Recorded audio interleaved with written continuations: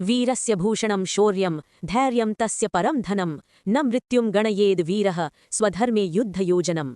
ये भारत भूमि केवल मिट्टी नहीं, ये वीरों की वेदी है। यहाँ जन्म लेते हैं ऐसे पुत्र जो माँ के आंचल की रक्षा हेतु हंसते हंसते मृत्यु का वरण कर लें।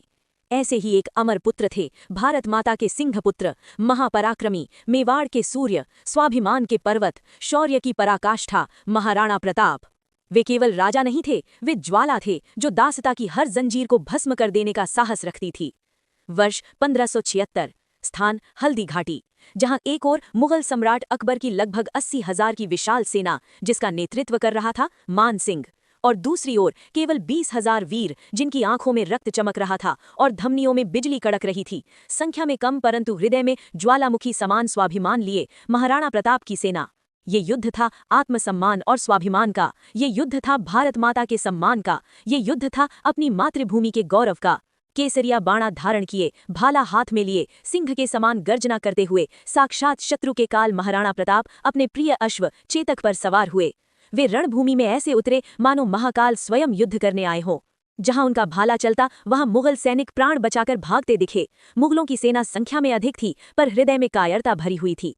मुगल पीछे से वार करते थे, छल और विश्वासघात से लड़ते थे, जबकि महाराणा प्रताप सूर्य की भांति सामने से युद्ध करते थे। वे जिधर भी जाते शत्रु उनको देखकर ही मानो काल के ग्रास बन जाते। युद्ध के मैदान में केसरिया पगड़ियों ने मानो हल्दी घाटी को शत्रु के रक्त से सींच दिया। महान राजपूत योद्धा शत्रुओं पर भूखे सिंहों के जैसे टूट पड़े। इस युद्ध में न केवल महाराणा के योद्धाओं ने बल्कि उनके प्रिय घोड़े चेतक ने भी शौर्य दिखाया। चेतक राणा का अश्व नहीं बल्कि उनकी आत्मा था। घायल होने पर भी वो अंतिम श्वास तक युद्ध में महाराणा की रक्षा करता रहा और वीर गति को प्राप्त हुआ। ये केवल चेतक की मृत्यु नहीं थी, ये था निष्ठा का शिखर, त्याग की पराकाष्ठा और स्वामी भक्ति। महाराणा की सेना में भील योद्धा महाराणा पूंजा थे, जिनके अजय योद्धा शत्रुओं पर काल के समान टूट पड़े। उनके तीर मानो मौत बनकर शत्रुओं को निगल रहे थे।